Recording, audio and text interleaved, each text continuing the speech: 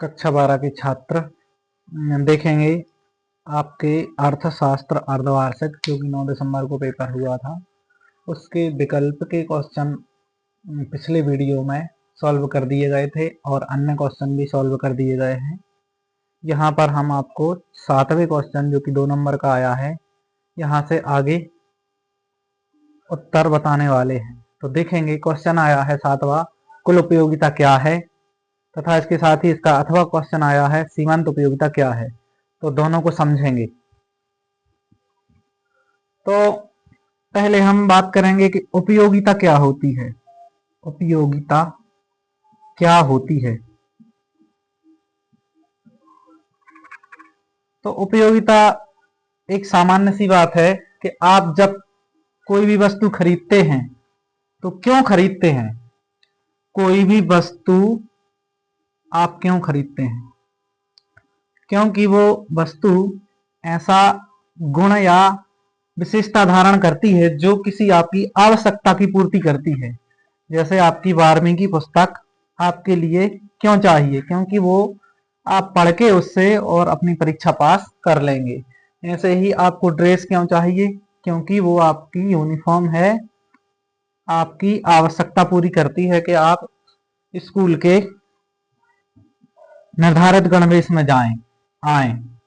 तो ऐसे ही हर वस्तु जो आप खरीदते हैं या खरीदना चाहते हैं, यह दर्शाता है कि उसमें उपयोगिता है या उसका कोई ऐसी गुण या विशेषता है जो उपयोगी बनाती है उसको, जो आपके लिए उपयोगी है, आपकी किसी आवश्यकता की संतुष्टि पूरी करती है। अब होता क्या है, वस्तु की जो ये विशेषता जो कि उपयोगिता कहलाती है। उपयोगिता,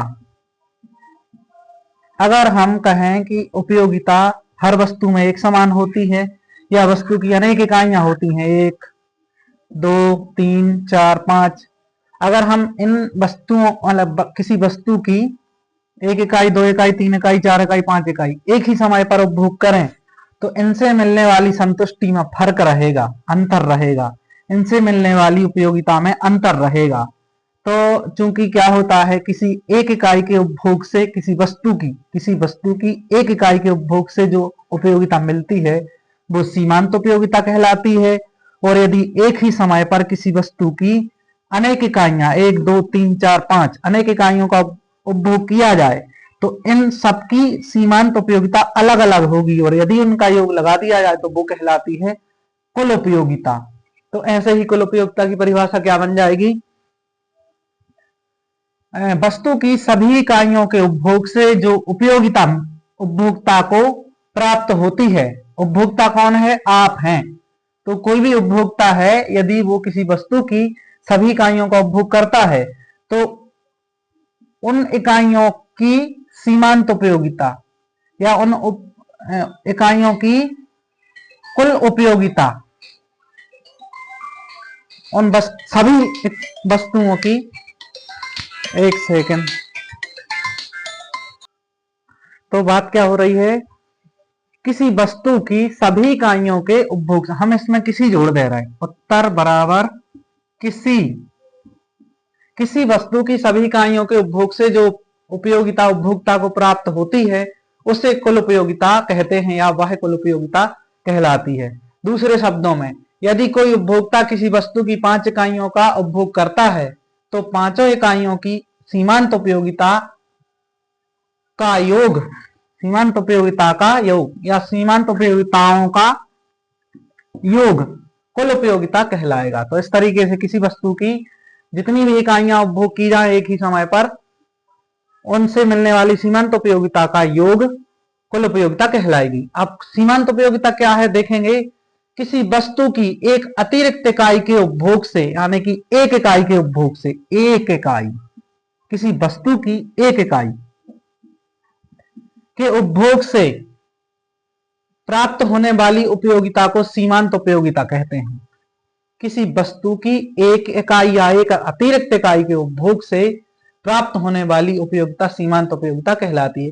किसी वस्तु की अनेक इकाइयां हो सकती हैं, 1 2 3 4 5, लेकिन एक इकाई, किसी वस्तु की एक इकाई, जैसे सेब में केवल एक, पहला सेब फिर दूसरा सेब, तो पहले सेब की जो सीमांत जो उपयोगिता होगी वह सीमांत उपयोगिता कहलाएगी।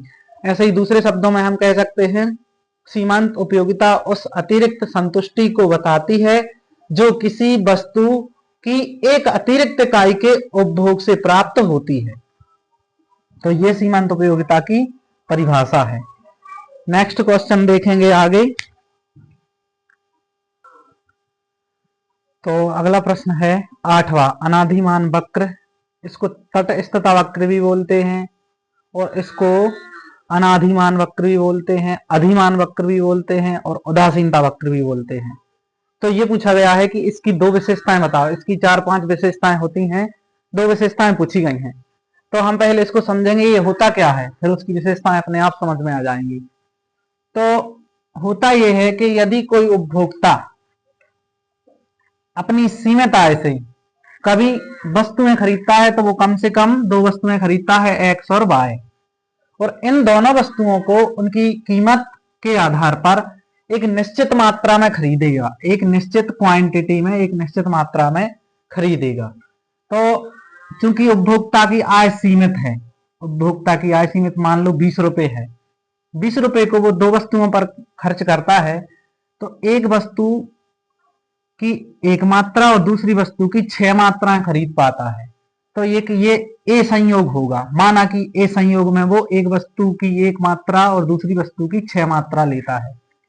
अब कभी कभी वो ऐसा कर सकता है कि ये संयोग उसको पसंद नहीं है तो वो दूसरा संयोग चुनेगा।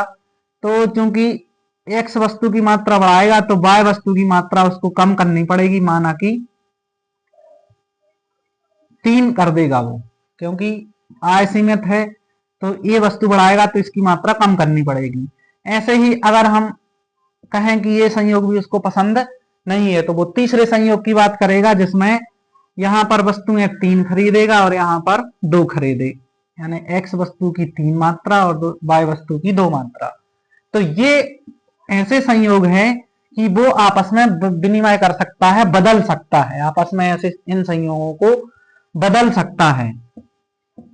तो हम इसको जब हम चित्र पे दिखाएंगे, वक्र पे दिखाएंगे तो किस प्रकार होगा। तो हम ये तालिका लिखी है, इसमें 3 संयोग हैं एक्स वाई वस्तु के जो एक उपभोक्ता खरीदेगा।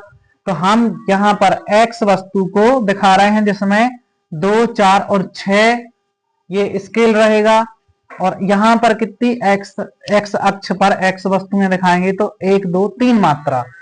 तो जब हम एक मात्रा एक्स वस्तु की खरीद रहे हैं उस समय वाई वस्तु की मात्रा 6 खरीद पा रहे हैं तो यहां बिंदी रख देंगे।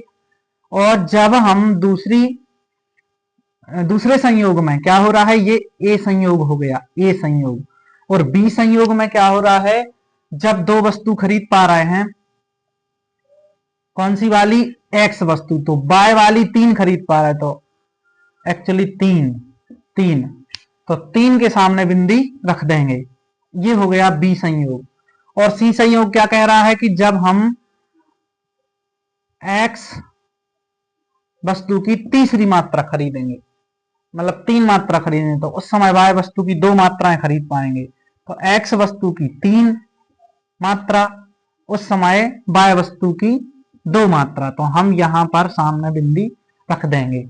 फिर हम इन तीनों बिंदुओं को मिलाएंगे तो किस तरीके से वक्र आएगा, ये हम पहले से बना के रखे थे वक्र, हम फिर से एक बार खींच के बता रहिए। तो ये आईसी वक्र यानी कि इंडिफरेंस कर्व है, आईसी वक्र। अब क्या होता है, अभी हमने माना कि 20 रुपए उपभोक्ता की आय है। यदि उपभोक्ता की आय 20 रुपए है तो ये वक्र बन रहा है वस्तुओं की कीमतों के आधार पर। वस्तुओं की पहले से कीमत रही होगी तो उस कीमत के आधार पर ये मात्रा खरीद पाए हैं। अब माना कि उपभोक्ता की आय 30 रुपए हो जाए, आय बढ़ जाए, तो वो वस्तुओं पर खर्च करना बढ़ा देगा, तो ये वक्र ऐसे खिसक जाएगा आगे। यदि भविष्य में उसकी आय और बढ़ जाए तो ये वक्र और आगे बढ़ सकता है। तो ऐसे कई वक्र आईसी वक्र होते हैं, दो वक्रों के बीच में भी कई आईसी कर्व होते हैं, आईसी वक्र यानी कि इंडिफरेंस कर्व। तटस्थ वक्र या अनाधिमान वक्र, ये वक्र जो हमने एक एग्जाम्पल के तौर पे बनाया है, बाकी के हमने काल्पनिक मान लिए हैं, ये हो सकते हैं, आय बढ़ने पर ये हो सकते हैं। तो ऐसे ही हम बात करेंगे।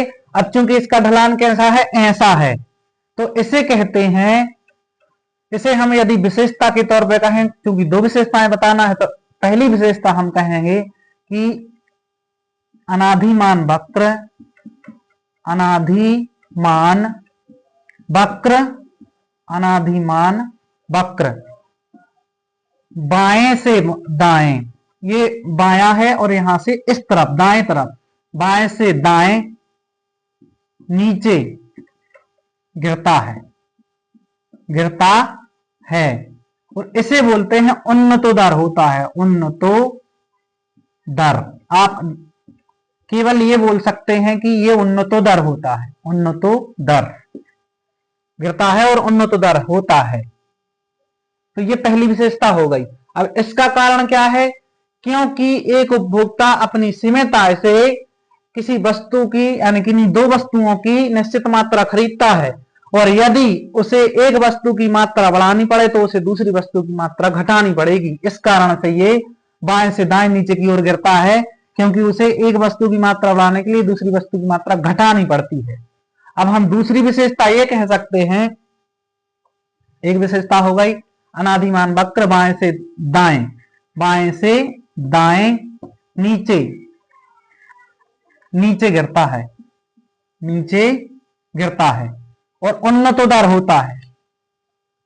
दूसरी विशेषता हम कहें यदि, तो हम चूंकि देख पा रहे हैं कि एक आईसी वक्र के बीच में, नहीं, दो आईसी वक्रों के बीच में और भी वक्र होते हैं, और भी वक्र होते हैं, या फिर हम देख पा रहे हैं कि कोई भी वक्र एक दूसरे को काटता नहीं है, कोई भी वक्र एक दूसरे को काटता नहीं है।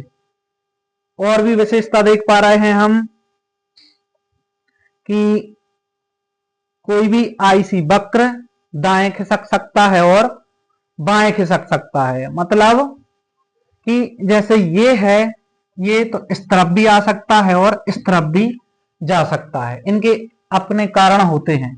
तो हम दूसरी विशेषता ये कह दे रहे हैं कि दो वक्रों के बीच अनेक वक्र हो सकते हैं, दो आईसी वक्रों के बीच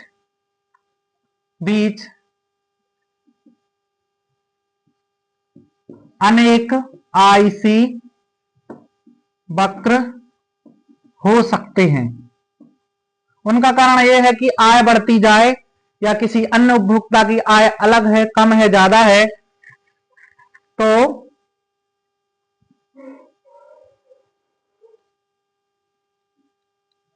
अनाधिमान वक्र बाएं से दाएं, बाएं से दाएं, बाएं से दाएं नीचे गिरता है, गिरते हैं या गिरता है और उन्नतोदर होता है। और दूसरी विशेषता क्या है, दो आईसी वक्रों के बीच अनेक आईसी वक्र हो सकते हैं। आईसी का हमने बता दिया, ये है अनाधिमान यानी इंडिफरेंस कर्व।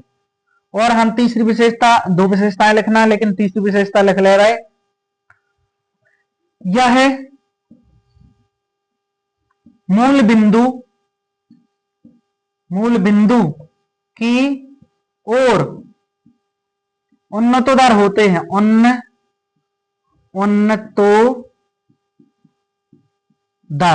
उन्नतोदर क्यों होते हैं ये सुनो।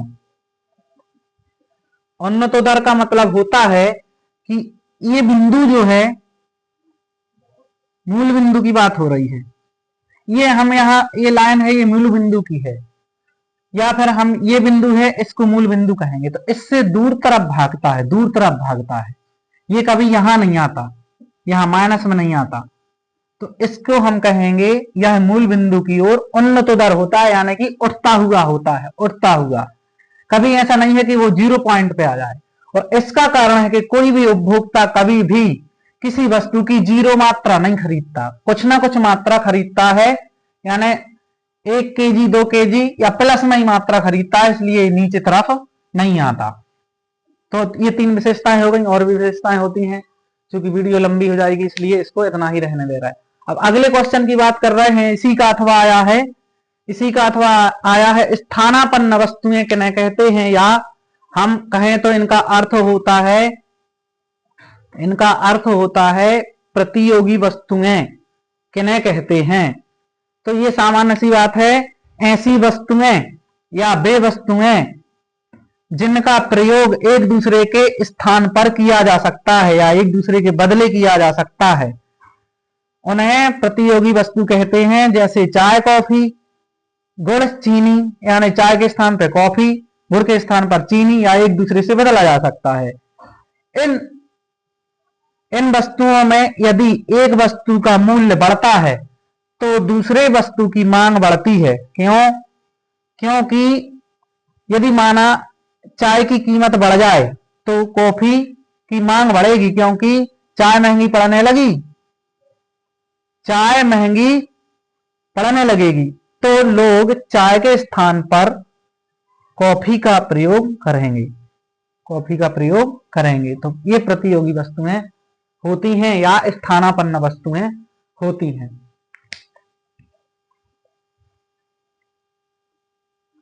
तो देखेंगे अगला प्रश्न। 9वां प्रश्न आया है, परिवर्ती अनुपातों का नियम बताइए। परिवर्ती का मतलब परिवर्तनशील होता है, और अनुपातों का मतलब होता है कि किन्हीं उत्पत्ति के साधनों को, 2 से अधिक साधनों को एक निश्चित अनुपात में मिलाना, यानी कि उनकी इकाइयों को मिलाना। 2 साधन, जैसे मान के चलो स्थिर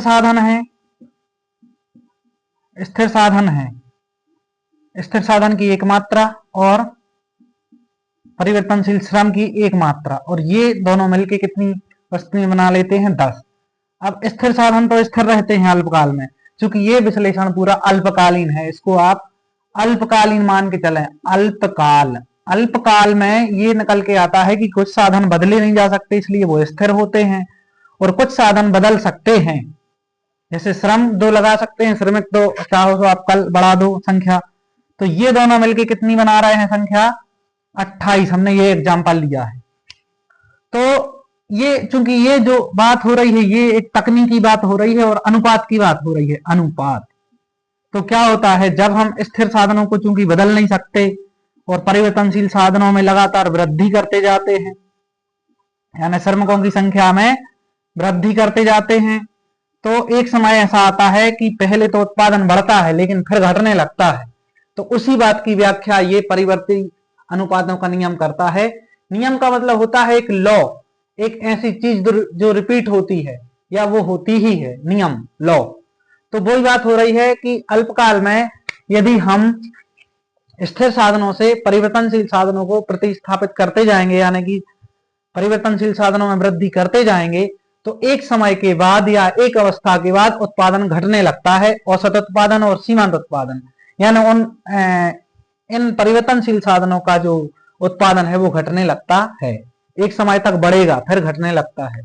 घटने लगने का कारण होता है स्थिर साधनों से और परिवर्तनशील साधनों से जो एक उनका अनुकूलतम संयोग बनता है, एक संयोजन बनता है, तो वो टूटने लगता है, भंग होने लगता है। अनुकूलतम संयोग भंग होता है। स्थिर साधन कौन से? स्थिर। और ये कौन सा है? परिवर्तनशील।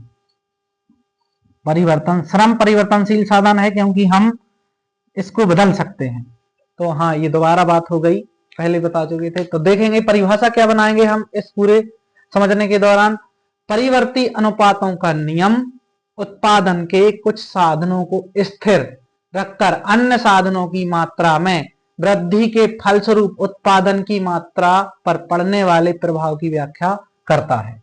यानी ये करता क्या है कि हम उत्पादन के कुछ साधनों को स्थिर रखें और अन्य साधनों की मात्रा में वृद्धि करें, तो इसके फलस्वरूप उत्पादन की मात्रा पर पड़ने वाले प्रभाव की व्याख्या करता है। कौन? परिवर्ती अनुपातों का नियम।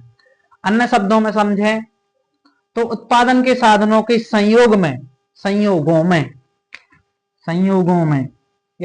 में एक साधन का अनुपात जैसे जैसे बढ़ाया जाता है, अन्य का तो क्या है, एक साधन का अनुपात बढ़ा रहा है तो अन्य स्थिर है। तो जैसे जैसे एक साधन का अनुपात बढ़ाया जाता है वैसे वैसे एक बिंदु के पश्चात उस साधन का सीमांत व औसत उत्पादन घटता जाता है।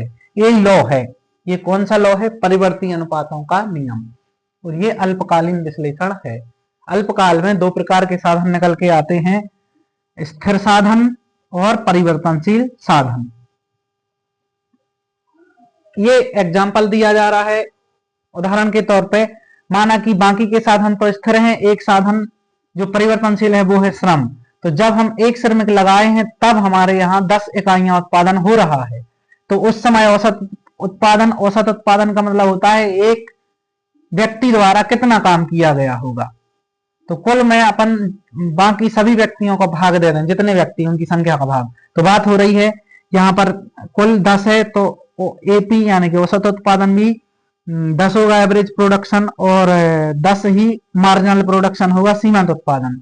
अब हम 2 श्रमिक लगा रहे हैं, उस समय कुल उत्पादन हो रहा है 28। तो एक के द्वारा कितना किया होगा? 2 का 28 में भाग दे दो तो 14 आएंगे, 14 दूनी 28। अब सीमांत उत्पादन क्या होता है? यहां से यहां तक कितनी वृद्धि हुई? एक साधन की वृद्धि से, साधन की एक इकाई की वृद्धि से कुल उत्पादन में कितनी वृद्धि हुई? 10 से 28 हो गया, 18 बढ़ गया। सीमांत उत्पादन कितना बढ़ गया? 18। शुरू में कितना बढ़ा था? 10। अब आगे 2 श्रमिकों से 3 कर दिए, तो 3 करने के परिणाम स्वरूप 48 इकाइयां उत्पादन होने लगा कुल उत्पादन। तो औसत उत्पादन क्या होगा? 3 का 48 में भाग देंगे तो 16 आएंगे। अब यहां से यहां कितना बढ़ा? 20 बढ़ा। सीमांत उत्पादन कितना बढ़ा? 20 बढ़ा, 20 यहां से यहां। अब 4 श्रमिक कर दिए तो 64 इकाइयां उत्पादन हो रहा है कुल। 64 में हम 4 का भाग देंगे तो 16 आएंगे। यहां से देखो औसत उत्पादन ठहर गया है यहां पर। यहां से यहां पर औसत उत्पादन उतना ही है, 16। अब यहां से यहां कितने की वृद्धि हुई? केवल 16 की। तो सीमांत उत्पादन पहले 10 था, फिर 18 बढ़ के हो गया, फिर बढ़ के 20 हो गया, लेकिन अब कितना है? 16। और आगे देखो 5 श्रमिक लगाने से 75 उत्पादन हो रहा है कुल इकाइयां। तो हम क्या करेंगे? भाग दे के देखेंगे, 5 का 75 में तो 15 आएंगे। यानी कि अब एक व्यक्ति मिलके, मतलब अन्य व्यक्तियों से मिलके, लेकिन एक व्यक्ति सिंगल देखा जाए तो वो 15 इकाइयां बना पा रहा है। एक समय कितनी बन रही थी? 16। अब 15 बना पा रहा है। और सीमांत उत्पादन कितना बढ़ा? यहां से यहां 16 से 11, यानी कि अब 11 बढ़ा। पहले 16 बढ़ा था, अब 11 बढ़ा। और आगे देखो छठवा, मतलब कि 6 लोग लगाए तो 84 वस्तुएं बनी। एक व्यक्ति ने कितनी बनाई? 6 का 84 में भाग दे दो 14। और यहां से यहां तक कितने बढ़े? केवल 9। तो ये क्या था? कुल उत्पादन, औसत उत्पादन, सीमांत उत्पादन। और हम यहां पर इस लॉ को देख पा रहे हैं कि यहां तक स्थिति तो वृद्धि वाली है, लेकिन यहां से घटने लगी। यहां पर इसमें देखो यहां तक वृद्धि हुई, लेकिन यहां से घटने लगी। यहां एक स्थिति है कि ठहरी है। तो ये लॉ लागू हो गया। ये उसका एग्जाम्पल है। तो इसको आप वीडियो रोक के नोट कर सकते हैं। सबसे ज्यादा आपको ध्यान देना है समझने पर, जो हमने समझाया है उस पर ज्यादा ध्यान देना है। ये यहां तक की वृद्धि की स्थिति है और यहां से फिर घटने लगा। तो एक स्थिति के बाद, एक बिंदु के बाद सीमांत उत्पादन और औसत उत्पादन घटने लगता है। ये हमने लिखा है, तो ये सिद्ध भी हो रहा है। ये नियम हर क्षेत्र में लागू होता है, चाहे कृषि क्षेत्र हो और चाहे अन्य फैक्ट्रियां हो।